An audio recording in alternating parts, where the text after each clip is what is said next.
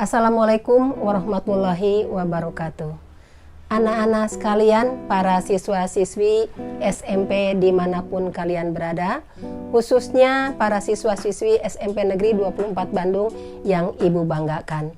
Selamat bertemu kembali dengan Ibu pada kesempatan ini, di mana Ibu akan membawakan video yang berjudul Jalur Pendidikan dan Karir.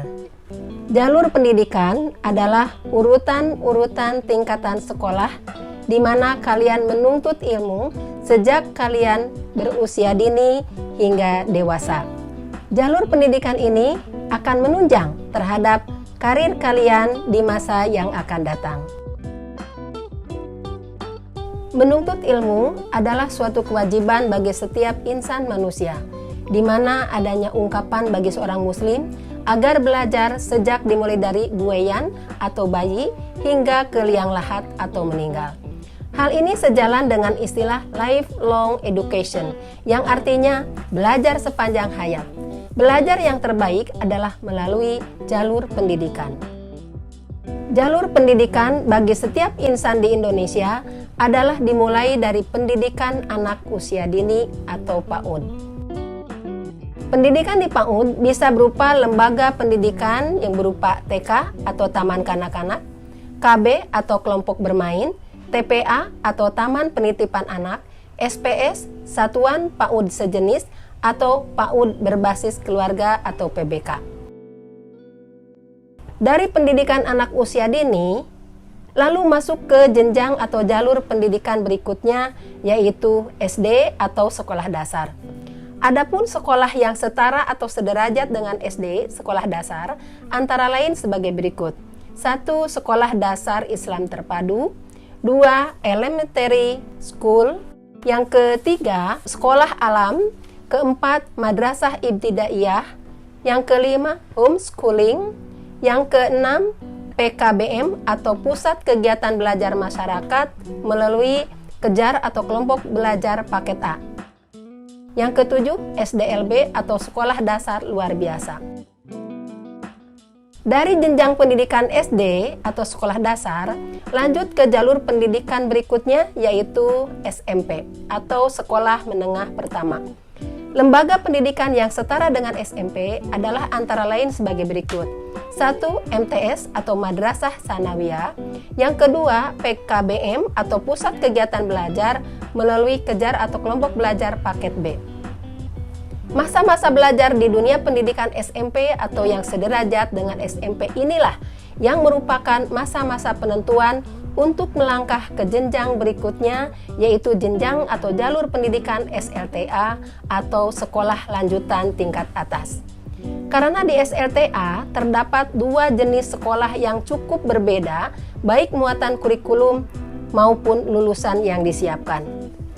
Muatan kurikulum yang berbeda adalah terdapat pada porsi teori dan praktik, di mana pada jenjang pendidikan SMA, teori cenderung lebih banyak daripada praktek, sedangkan di SMK, praktek jauh lebih banyak daripada teori. Hal ini berorientasi pada lulusan, yang mana lulusan SMK dititik beratkan pada persiapan untuk menghadapi dunia kerja. Ada 10 macam perbedaan antara SMA dengan SMK. Perbedaan yang pertama adalah di tujuan pendidikan. Pendidikan SMA dan SMK memiliki tujuan yang berbeda, meskipun pada prinsip dasarnya sama-sama tempat menimba ilmu. Pendidikan SMA ditujukan buat kamu atau kalian yang akan fokus melanjutkan pendidikan di perguruan tinggi. Sedangkan SMK lebih ditujukan buat kalian yang ingin terjun di dunia kerja dan bisa melanjutkan ke perguruan tinggi dengan jurusan yang relevan saat kamu di SMK. Kemudian perbedaan yang kedua adalah dalam hal biaya pendidikan. Biaya di SMA relatif lebih murah bila dibandingkan dengan pendidikan di SMK. Hal ini disebabkan oleh banyaknya kegiatan praktek yang dilakukan saat menempuh pendidikan di SMK dibandingkan di SMA yang lebih banyak pelajaran bersifat teori ketimbang prakteknya. Besaran biaya sebenarnya banyak dipengaruhi oleh beberapa faktor, seperti sekolah favorit atau biaya tentunya lebih mahal dari sekolah biasa pada umumnya.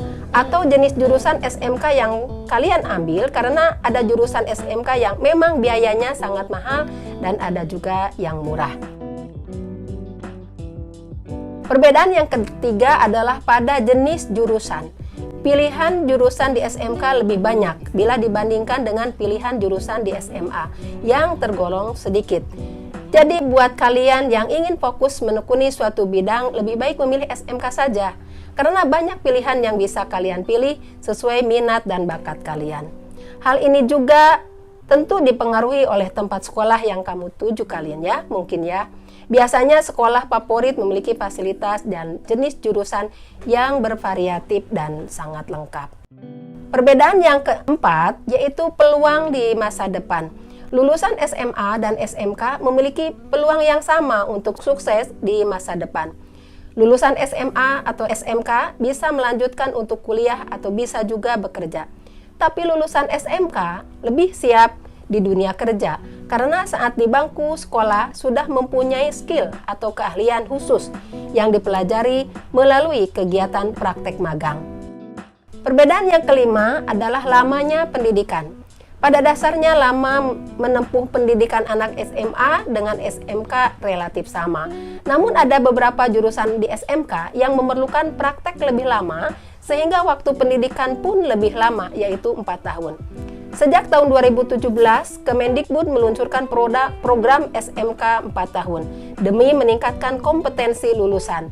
Pada tahun keempat, siswa SMK belajar di dunia industri yang lebih dikenal dengan kegiatan PKL atau praktek kerja lapangan. Yang keenam, tempat belajar. Anak SMA lebih banyak belajar di kelas, sedangkan anak SMK selain belajar di kelas, banyak kegiatan praktek dilakukan di lapangan atau di lingkungan kerja.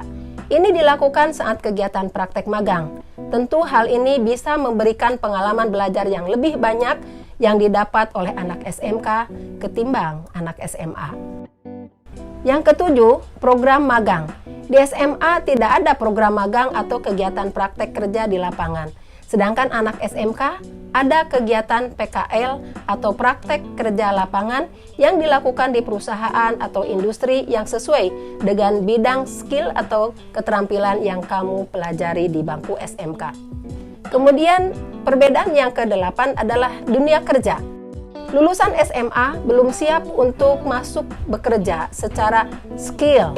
Sedangkan anak SMK memang sudah disiapkan untuk siap bekerja setelah lulus dan kemungkinan besar diterima di dunia kerja, sehingga kegiatan belajar lebih banyak kegiatan prakteknya dibandingkan belajar teori. Yang ke-9, kemandirian.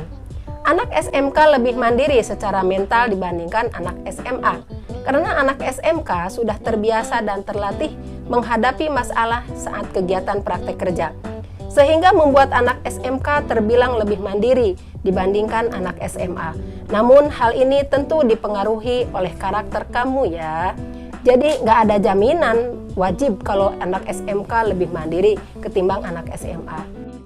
Tapi idealnya ya seperti itu. Perbedaan yang berikutnya adalah pada mata pelajaran yang dipelajari. Mata pelajaran di SMA lebih bersifat umum, sedangkan mata pelajaran di SMK lebih spesifik karena adanya jurusan tersebut. Belajar di SMK hampir menyerupai kegiatan belajar di bangku kuliah, karena lebih menjurus satu bidang tertentu secara spesifik dan mendalam.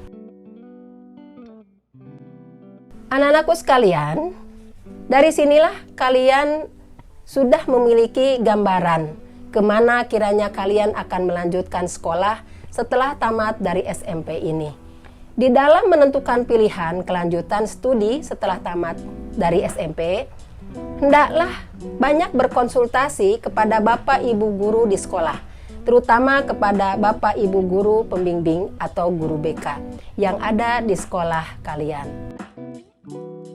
Demikian video paparan dari Ibu mengenai jalur pendidikan dan karir. Sampai jumpa kembali pada video berikutnya, terutama mengenai jenis-jenis SMK dengan program keahliannya. Terima kasih. Billahi taufik wal hidayah. Wassalamualaikum warahmatullahi wabarakatuh.